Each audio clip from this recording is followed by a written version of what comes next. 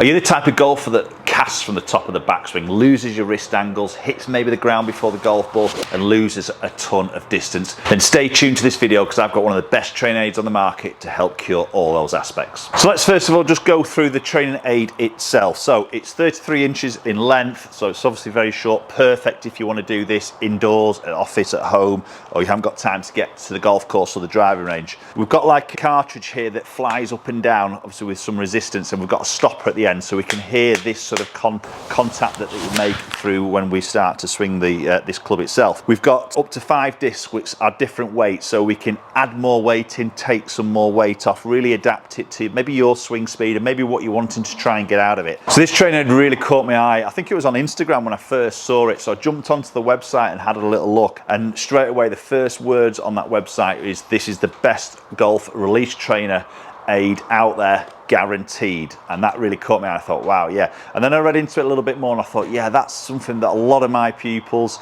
a lot of golfers I see generally really struggle with, that release, the low point control, the power, etc. So I took the plunge and got one, and it came through, and do you know what? I've been mega impressed with this since I've been using it. Used it in my lessons quite a few times. It really does work. And the instant moment of the pupil there just completely gets where that release is, where in the past they've really struggled, you know, obviously they can visually see it, they just can't feel of changing that release pattern. 3 aspects of this training aid is going to work it on the perfect release. You can also use it for speed training, so if you're trying to generate some more club head speed, this works fantastically well. And it also allows you to work power as well. So there's 3 aspects this is going to really help with. You can either use all those 3, or maybe just the release, or maybe just the speed training, entirely up to you. So you can load this as heavy or as light as you can.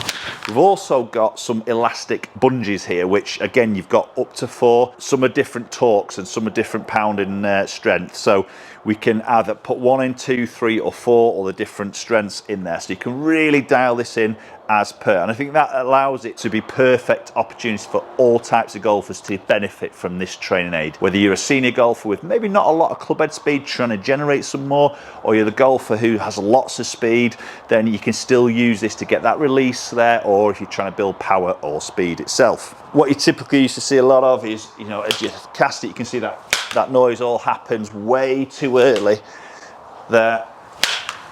Okay, so you can see my body's not shifting, I'm not rotating, I'm really sort of throwing and casting. So all that noise of that cartridge hitting the stopper is all happening up in this section. That's where your speed is, that way is where your power is, but we're not going to get it through that golf ball. So that's where we want to change that, don't we? You know, we know the word lag, big buzzword in golf, we all want some lag. Essentially that's what this is going to create. We want to have that sequencing where we get the body going first, maybe a little bit of rotation. This aid is definitely going to help you to do that. And when all that happens is you control your dynamic loft, you get that down attack, you get that ball turf, that compression, the low point past the golf ball. Again, we've heard all of those before, haven't we? And we all sort of desire to have those movements in our golf swing. And again, this really does help you to do it. So as we make some swings, we want to hear that audio of the cartridge hitting the stopper more through the bottom of that golf swing. There we go. Really feel like it fires and it just loads at the bottom of the arc there, which essentially is right through your golf ball to maximize your speed. Now I'm not going stupidly quick to do this.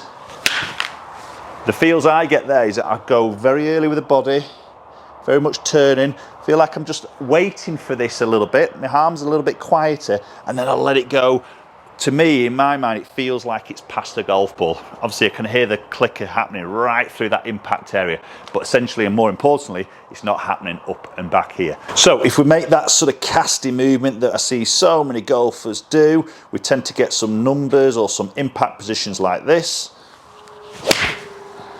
And instantly there, when you look at TrackMan there and the swing plane aspect of this, we can see the low point there is behind the golf ball. So we see that vertical orange line indicates the low point. Where that club head is where I've made contact with the golf ball. So essentially with that 7-iron there, I've hit up on that ball. You can see my low point distance is 1.9 inches B for behind the golf ball. So let's do some swings, let's train this.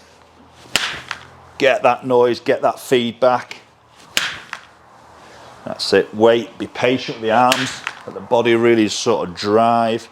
That feels really powerful. Okay, and then we'll just switch the club back in our hands and we'll try and get that same sensation.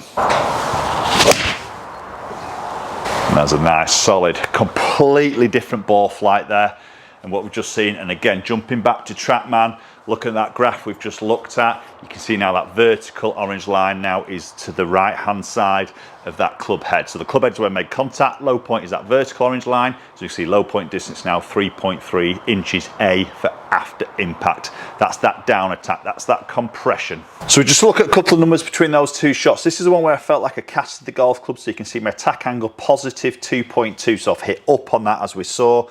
My dynamic loft there with the 7-iron was 29.3 degrees at impact, giving me a smash of 1.26. It's not efficient, and that's a typical number. I see a lot of golfers are in that 120s. The second swing, see obviously club head speed a lot more, bit more compression, better ball speed because of that. Angle of attack minus 4.2, so a 6-degree difference there, getting that compression.